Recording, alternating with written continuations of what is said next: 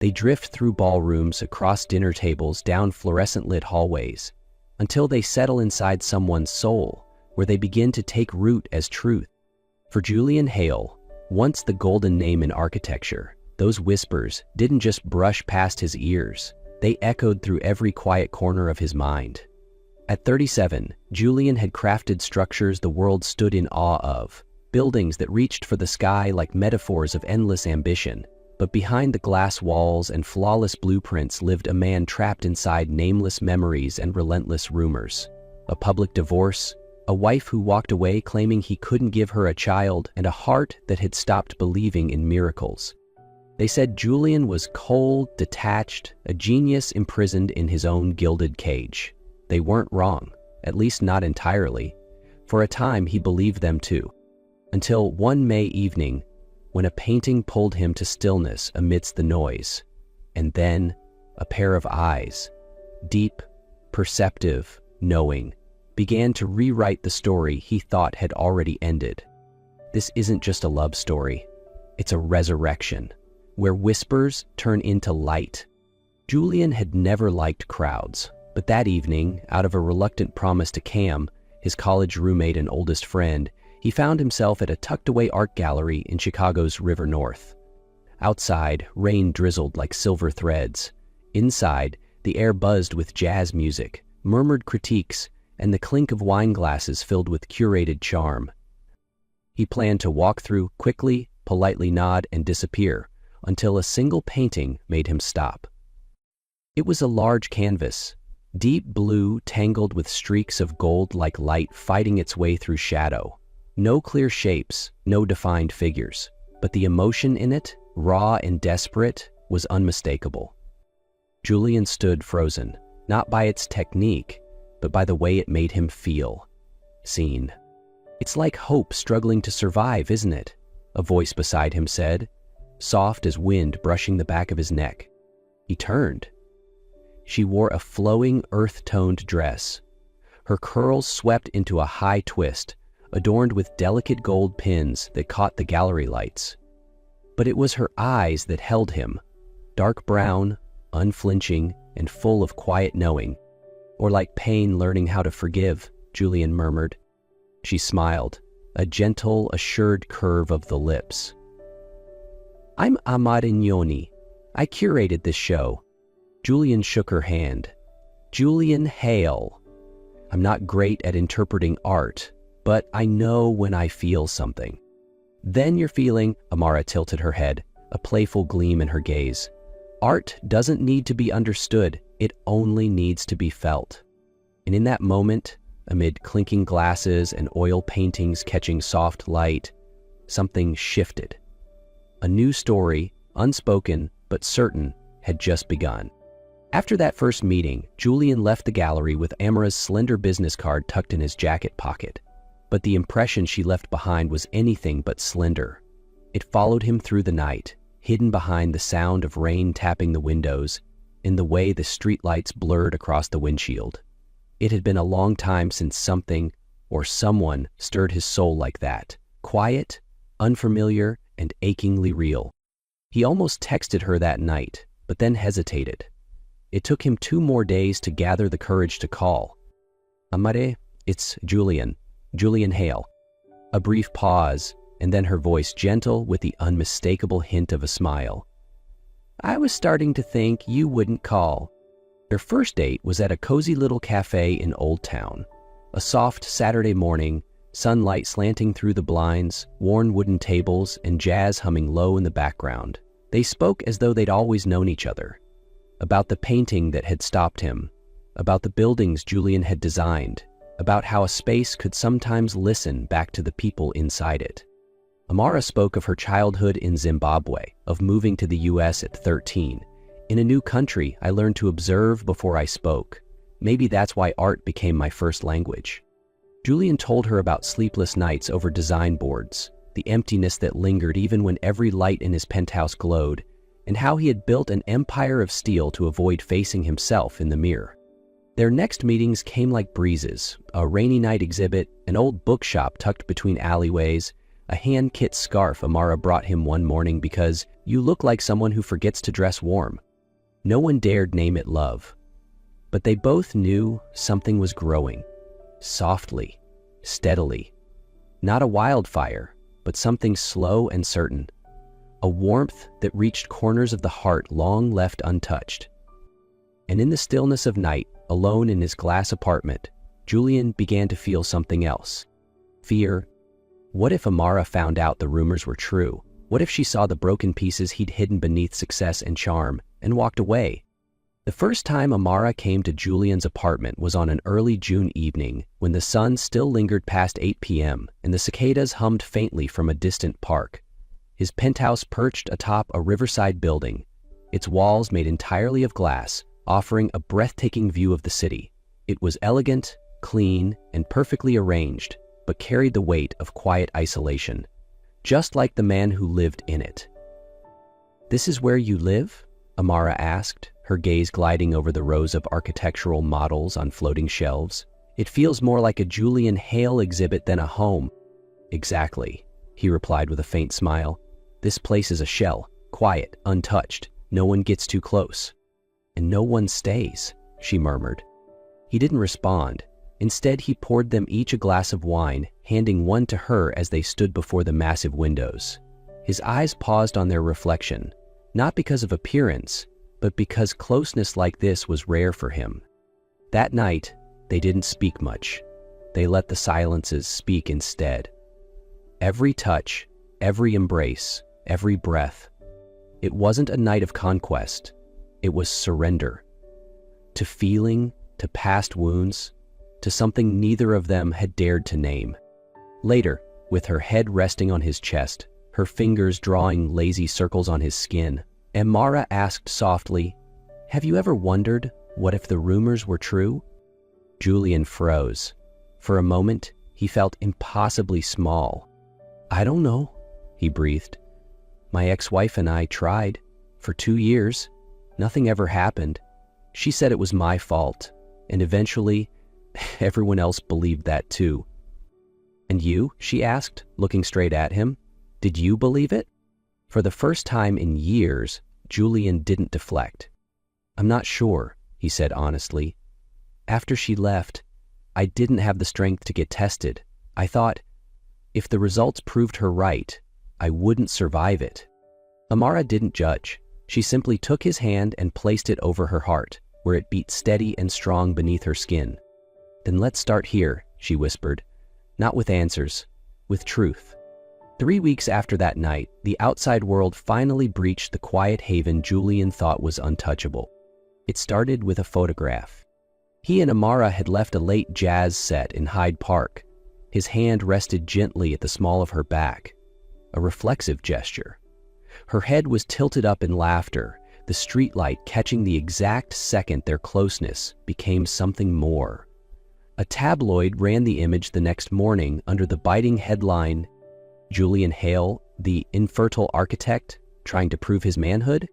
The article needed no facts, just friction. It rehashed his very public divorce, recycled old rumors, and painted Amara as a young, ambitious artist with unclear intentions. Amara saw the screenshot before breakfast, sent by a colleague. She didn't call Julian, but he knew, and he called her first. "Are you okay?" His voice was low, strained. "You once said this wouldn't touch us," she replied, soft but steady.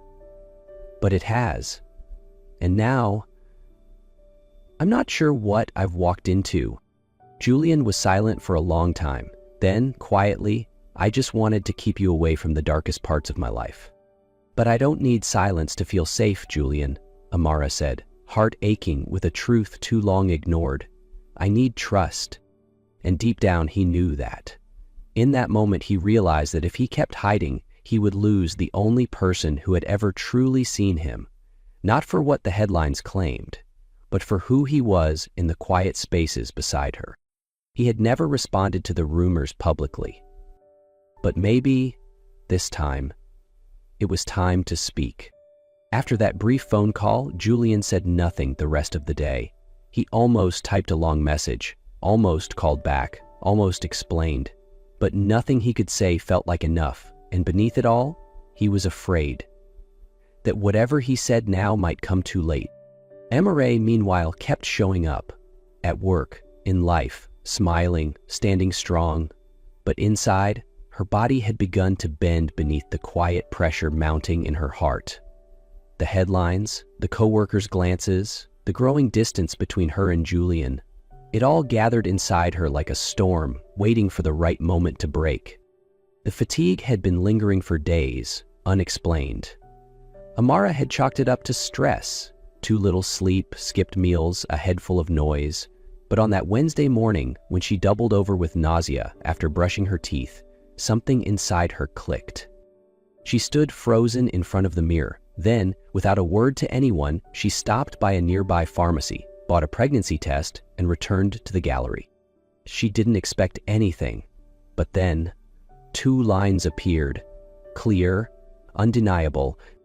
Alone in the tiny changing room, her hands trembled. She took another test, and then one more.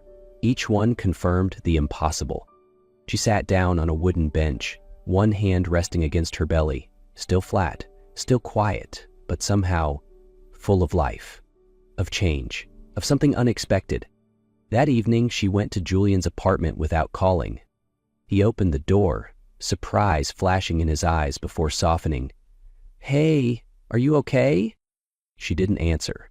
She simply handed him a test wrapped in a small handkerchief. Julian took it. For a few seconds, he didn't breathe. She didn't know if he'd be angry or afraid. But when he finally looked up, his eyes held something vast, like a skyline just before sunrise. "This is real?" She nodded. "I don't know how to feel yet. I just knew. I couldn't keep this from you." Julian gave a breathless laugh, half wonder, half fear. Then he stepped forward and placed his hand gently over her stomach. So soft, as if afraid to disturb something sacred. "We'll figure it out," he whispered. And in that moment, for the first time in years, Julian wasn't afraid of the whispers anymore. Because this was the loudest truth his heart had ever heard. A life beginning from what he thought had been broken. That night they said little, but the silence between them held more meaning than words ever could. In that silence, a promise was made, not spoken, but felt, that whatever this journey would become, they would face it together. After the night Amara handed him the pregnancy test, Julian didn't hesitate. No grand speech, no second guessing. The next morning, he arrived at her gallery with a simple request. "Come home with me, let me take care of you." Amara looked at him, surprised not by the words, but by the way he said them. There was no fear of headlines in his voice, no calculations, only a man trying to love with his actions. From that moment, everything changed. He cooked every day, even if his skills were limited. Simple chicken soup, oatmeal, hard-boiled eggs. He learned how to read her silences, noticed when her shoulders drooped just slightly, when her breath became shorter. He scheduled her appointments, drove her to every one, waited outside for hours just to be sure everything was still okay. He cleared out the small room at the end of the hallway and transformed it into a nursery. Cream-colored walls, soft lighting, tiny clothes folded with reverent care. Every item he picked out himself. One night, as they sat quietly on the balcony beneath a sky freckled with stars, Amara leaned her head against his shoulder and whispered, "Have you ever doubted the baby?" Julian didn't answer immediately. He placed his hand over her belly, where life was slowly, steadily growing. "I spent so many years trapped in other people's doubt," he said softly. "It made me forget what it means to truly trust someone." He looked at her, then down at her stomach. "But you and this baby, you're the best thing that's ever happened to me." Amara didn't speak. She just reached for his hand and held it gently. Above them, the night sky held its breath, and beneath the stars, a quiet kind of beginning unfolded. Not loud, not perfect, but real, rooted in trust, watered by love, and glowing with the first light of something that finally felt like home. Time passed quietly and tenderly, mornings with Julian bringing tea to her bedside, evenings spent listening to their daughter's heartbeat through a tiny Doppler pressed gently to her belly. somewhere in the softness of those days, they stopped counting the moments and simply lived them. Then one early autumn afternoon, Amara called him during a meeting. "I think it's happening." Julian left everything behind, laptop, phone, a room full of executives waiting for his signature, and raced to the hospital. Safi Hale, their daughter, arrived nearly a month early. Tiny, yes, but the moment she cried, sharp, strong, undeniable, Julian's world cracked open. He held her for the first time and wept, not from fear or sadness, but from something far greater, a miracle he once believed was never meant for him. Days later, after they'd all returned home, Amara carried a quiet weight in her heart. Not mistrust, only the need for certainty. Without telling Julian, she took Safi for a DNA test. The result arrived days later. They were father and daughter. That evening, after Safi had drifted to sleep, Amara placed the sealed envelope on the table in front of him. Julian opened it slowly. "Read every line, once, then again." "And then," he cried, not from surprise, but because something long lost had finally returned, his sense of truth, of belonging, of being enough. He walked to her, arms open, heart full, and pulled her close, as if gathering every broken piece and holding it back together. "Thank you," he whispered, voice thick with emotion. "Thank you for trusting me, for not walking away, and for her." Amara didn't speak. She simply leaned into him. Outside, the city lights flickered like stars that had fallen gently to earth. And in the warmth of that quiet room, two people, three heartbeats, finally beat in perfect unison. After the night Amara handed Julian the DNA results, something shifted. Quietly, without ceremony, his eyes became warmer, his arms held her longer, and when he looked at their daughter, it was no longer in awe or disbelief, but with a deep, grounded peace. As if, finally, he belonged somewhere. Time moved like breath. Sleepless nights rocking Safi to sleep, mornings with Amara resting against his shoulder, their daughter asleep in her lap. Life wasn't perfect, but it was real. And for Julian, that reality was the most sacred gift he'd ever known. A month later, Julian called a press conference not to defend nor to justify, but to step into the light, with the two people who gave him the courage to do so.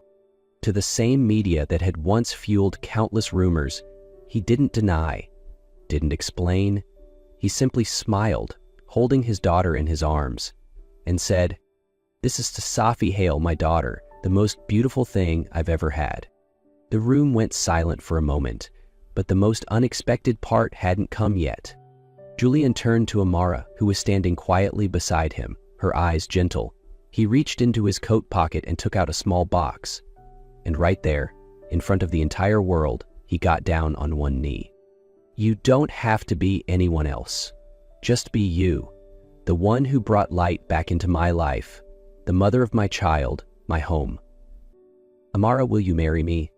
Amidst the sound of camera shutters and applause, Amara nodded, tears in her eyes but a smile on her lips. The wedding took place 1 week later, small, just those who truly loved them, nothing extravagant.